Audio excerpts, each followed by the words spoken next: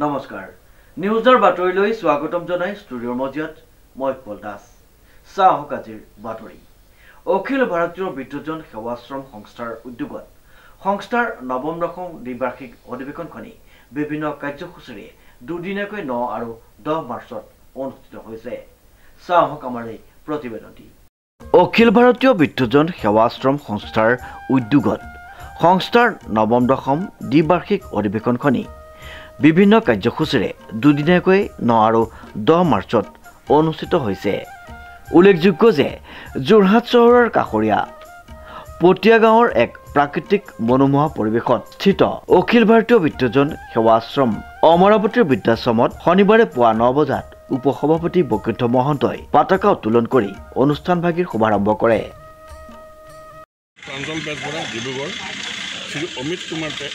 কুমাৰ তেল আৰু প্ৰাকৃতিক গেছ নিগম নামৰ আলোচনী উন্মোচন কৰিব নিৰঞ্জনা মহন্ত ডিব্ৰুগড় বিশ্ববিদ্যালয় আমাৰ আলোচনী সম্পাদক আমাৰ আছে পুষ্পধৰ বৰুৱা উপস্থিত আছে এই আমাৰ মূল কাৰ্যসূচী ইয়াত আমি এই অধিৱেশনখিনি আহ্বান কৰা হৈছে মূল কমিটি ডক্টৰ নিৰ্মল চন্দ্ৰ বৰা সভাপতি শ্ৰী জগত চন্দ্ৰ বৰঠাকুৰ কাৰ্যকৰী সভাপতি উপেন্দ্ৰজিৎ মহন্ত সম্পাদক অখিল ভাৰতীয় বিদ্যুতজন সেৱা আশ্ৰমৰ সংস্থাৰ আৰু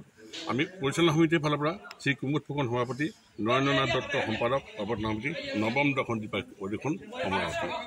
এই আমাৰ 2012 চনত আমি এখন আৰম্ভ কৰা হৈছে আমাৰ পুৰুলি বিবাহতে প্ৰথম আমাৰ বিদ্যুৎখন অনুষ্ঠিত হয় সেই অনুষ্ঠানতে তাতে আমি ধ্যান কৰা হ'ল অখিল ভাৰতীয় বিদ্যুতজন সেৱা আশ্ৰম সংস্থাৰ ভাৰতীয় সভাপতি আমাৰ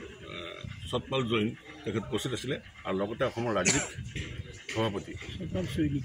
সতপাল চৈনী আৰু ৰাজ্যিক সভাপতি বিশ্বম্বৰ সিং তেখেত উপস্থিত আছিলে এইসকলৰ উপস্থিতিত আমি এই যোৰহাটৰ সাংস্কৃতিক জিলাৰ যোৰহাটৰ শিক্ষিত জিলাৰ আমাৰ সাংস্কৃতিক সদস্যসকলৰ অশেষ প্ৰচেষ্টাত এই অমৰাৱতী বিদ্যাশ্ৰম কৰি আমি আটকদিনীয়া কৰিবলৈ যত্ন কৰিছোঁ যাতে আমি এখন ইয়াত মিনি অমৰাৱতী বনাব পাৰোঁ তাৰ আমাৰ উদ্দেশ্য লক্ষ্য লগতে আৱাসিকসকলৰ ৰখাৰ আমাৰ সুব্যৱস্থা আছে আমি বৰ্তমানলৈকে 17জন আৱাসিক আমি ইয়াত ৰাখিব পাৰোঁ এতিয়া আমাৰ 18জন আৱাসিক আছে তাৰ মাজতে কেইজনমান পৰলোক প্ৰাপ্তি ঘটিলে তেখেতসকলে আমি এই সুযোগতে তেখেতসকলৰ আশু আৰোগ্যৰ কাৰণে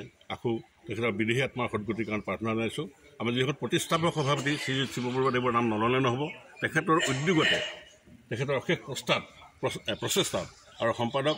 উপেন্দ্ৰজিৎ মহন্তৰ অশেষ প্ৰচেষ্টাত আজি আমাৰ অমৰাৱতী এইখিনি আপোনালোকৰ দাঙি দিবলৈ সক্ষম হৈছোঁ পুৱা 9:30 বিনীত দত্ত আৰু উত্তম ৰাজখোৱাৰ নেতৃত্বত পৰিৱেশ নিষ্কাশন 10:30 কাৰ্যকৰী সভাপতি আৰু ব্যৱস্থাপনা সমিতিৰ যুগ্ম বৈঠক ইয়াৰ পিছতেই দুপৰীয়া 1 বজাত যোৰহাট জিলা সাহিত্য সভাৰ সভাপতি বিশিষ্ট অধিবক্তা ভৱ গোস্বামীয়ে পুথিভঁৰালৰ দুৱাৰ মুকলি কৰে অন্যহাতে প্ৰাৰ্থনাগৃহৰ দুৱাৰ মুকলি কৰে আউনীআটী সত্ৰৰ সত্ৰাধিকাৰ ডক্টৰ শ্ৰী শ্ৰী পীতাম্বৰ দেৱ গোস্বামীয়ে বিয়লি 3:30 নাম প্ৰসংগৰে প্ৰথম দিনাৰ কাৰ্যসূচী সফলভাৱে সামৰণি পৰে অভ্যৰ্থনা সমিতিৰ সভাপতি কুমুদ ফুকন সম্পাদক নৰেন্দ্ৰনাথ দত্ত আৰু অখিল ভাৰতীয় বিদ্যুতজন সেৱা আশ্ৰম সংস্থাৰ সভাপতি ডক্টৰ নিৰ্মল চন্দ্ৰ বৰা কাৰ্যকৰী সভাপতি জগত চন্দ্ৰ ঠাকুৰ সম্পাদক উপেন্দ্ৰজিৎ মহন্তই সমূহ যোৰহাটবাসী ৰাইজৰ উপস্থিতি আৰু সহায় সহযোগিতা কামনা কৰিছে উক্ত 2 দিনৰ কাৰ্যসূচীত আমাৰ 42 বিঘা মাটি আছে এই ভূমি এই গোপাল মহন্তদেৱৰ এলেঙি সত্ৰদেৱে তেখেতসকল 14 বিঘা মাটি আমাক দান সূত্ৰে দিলে আৰু বাকীখিনি মাটি আমাৰ পৃষ্ঠপোষক সদস্যসকলৰ অহুপুৰুষাৰ্থ যত্ন ফলত তেখেতসকলে 1.5 লাখ টকা দি এবিঘা বাৰী মাটি কিনি দিছে আৰু সদাশয় ব্যক্তিসকলে আমাৰ এই বিল্ডিংবিলাক দিছে প্ৰত্যেকেই এটা ৰুম 6 লাখ টকা দি আমাক সজাই দিছে এইদৰে আমাৰ পৃষ্ঠপোষক সদস্য আজীৱন সদস্য দাতা সদস্য সদস্য মহিলা আৰু আজীৱন সদস্যসকলৰ প্ৰচেষ্টাত আমি এইখিনি কৰিবলৈ সক্ষম হৈছোঁ শ্ৰীমন্ত মাধৱ বৰুৱাৰ ৰিপৰ্ট নিউজ নাও